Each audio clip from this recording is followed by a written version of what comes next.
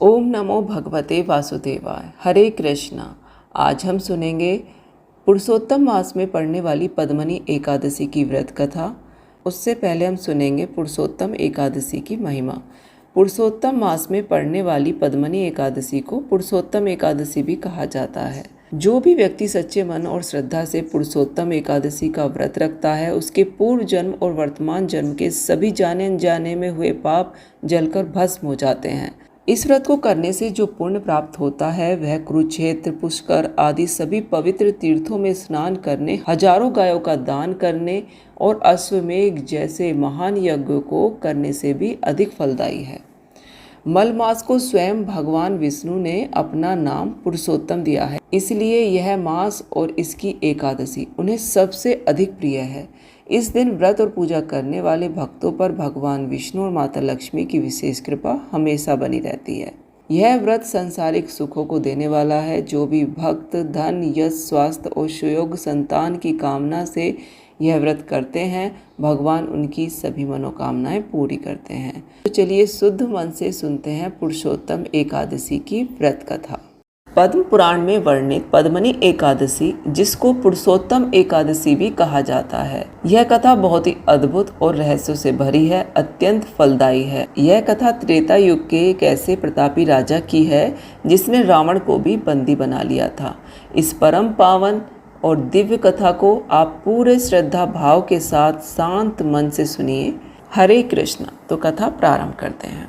सूत जी ने सोनक आदि ऋषियों से कहा, हे ऋषियों, एक बार धर्मराज युधिष्ठिर ने भगवान श्री कृष्ण से पूछा, हे जनार्दन, अधिक मास के शुक्ल पक्ष में जो एकादशी आती है उसका क्या नाम है, उसकी क्या विधि है और उसे करने से किस फल की प्राप्ति होती है, कृपया करके विस्तार से बताइए। भगवान श्री कृष्ण मुस्कुराते हुए कहते हैं, हे कुंती पुत्र, अधिक मास के शुक्ल पक्ष की एकादशी को पद्मनी या पुरुषोत्तम एकादशी के नाम से जाना जाता है। इसके प्रभाव से मनुष्य के जीवन के सभी पाप नष्ट हो जाते हैं और वह अंत में गोलोक धाम को प्राप्त करता है। इस विषय में मैं तुम्हें एक प्राचीन पौराणिक कथा सुनाता हूँ, ध्यान पूर्वक सुनो। त्रेता युग में कृतवीर नाम के एक अत्यंत प्रतापी राजा राज्य करते थे। राजा के पास अतुल धन संपत्ति थी, एक से बढ़कर एक योद्धा थे और उनका साम्राज्य दूर दूर तक फैला था। राजा की कई रानियां थीं, लेकिन किसी भी रानी से उन्हें कोई संतान नहीं हुई। संतान के बिना राजा का विशाल महल उन्हें शमशान की तरह सूना और अंधकार में लगता था। वे हमेशा चिंतित रहते थे कि उनके बाद उनके वंश को कौन आगे बढ़ाएगा और उनके पितरों का तर्पण कौन करेगा। राजा ने संतान के प्राप्ति के लिए बड़े बड़े यज्ञ किए, वैद्यों से दवाई ली, पंडितों से अनुष्ठान कराए, लेकिन सब व्यर्थ रहा। जब सारे उपाय असफल हो गए तो राजा कृतवीर ने अपना राजपाट अपने मंत्रियों को सौंप दिया और तपस्या करने का निश्चय किया। उनकी रानियों में जो सबसे प्रमुख और पतिव्रता थी, उसका नाम था कमलपत्रा या पद्मनी, जो राजा हरिश्चंद्र की पुत्री थी। रानी पद्मनी ने भी महलों के सुख आराम को त्याग दिया और अपने पति के साथ वन में जाने का निर्णय लिया। दोनों ने राजसी वस्त्र उतारे, पेड़ों की छाल के वस्त्र पहने और गंधमादन पर्वत की ओर चल दिए। गंधमादन पर्वत पर पहुंचकर राजा कृतवीर ने घोर तपस्या शुरू कर दी। उन्होंने हजारों वर्षों तक अन्न और जल का त्याग कर दिया। वे केवल हवा पीकर एक पैर पर खड़े होकर तप करते रहे, लेकिन फिर भी भगवान उनसे प्रसन्न नहीं हुए और उन्हें संतान की प्राप्ति नहीं हुई। राजा का शरीर सूखकर हड्डियों का ढांचा बन गया। उन्हें देखकर रानी पद्मनी को अत्यंत दुख हुआ। रानी पद्मनी अपने पति की यह दशा देखकर व्याकुल हो गई। वे पास ही में रहने वाले परम सती महर्षि अत्रि की पत्नी माता अनुसुईया के आश्रम में गई। रानी ने माता अनुसुईया के चरणों में प्रणाम किया और रोते हुए अपनी व्यथा सुनाई। रानी ने कहा, हे साक्षात सातित्व रूप माता अनुसुईया, मेरे स्वामी ने संतान प्राप्ति के लिए 10,000 वर्षों तक घोर तपस्या की है, लेकिन फिर भी भगवान विष्णु या ब्रह्मा जी प्रसन्न नहीं हुए। हमारे भाग्य में संतान का सुख नहीं लिखा है।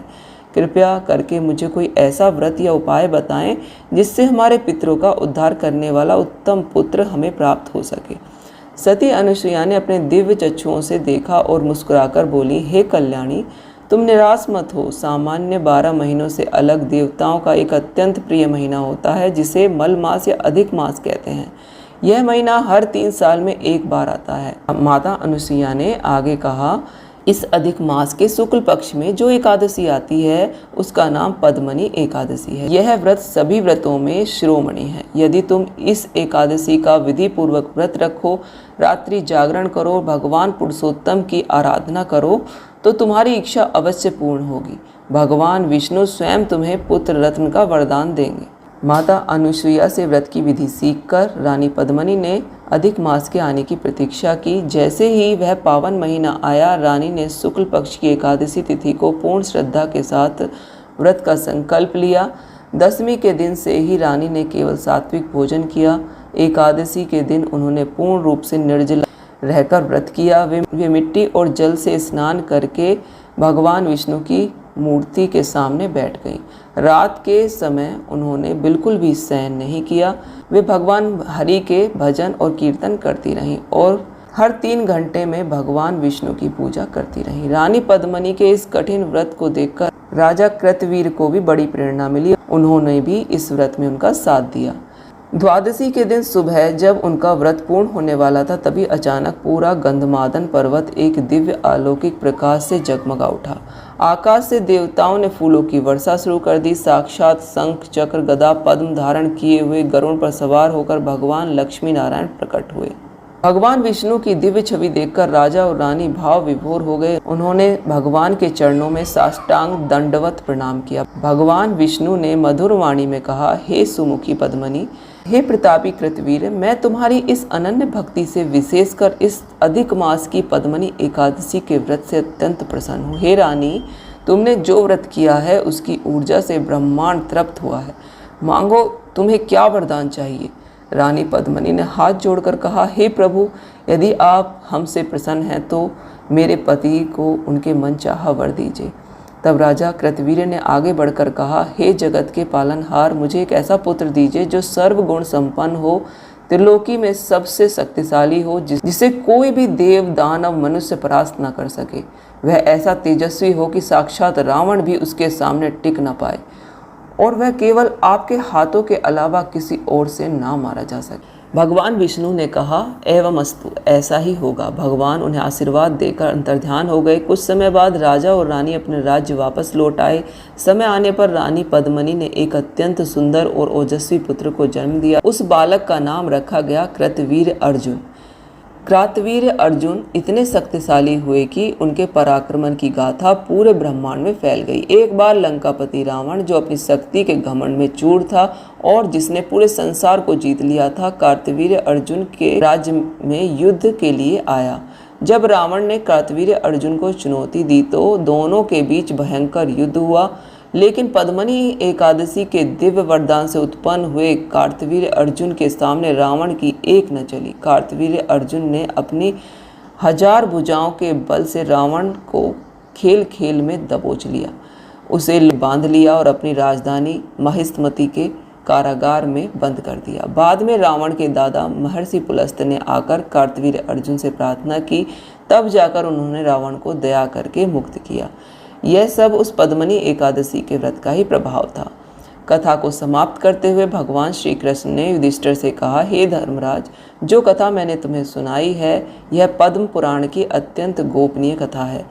अधिक मास में इस पद्मनी एकादशी का व्रत रखने वाले मनुष्य के समस्त पापों का नाश हो जाता है।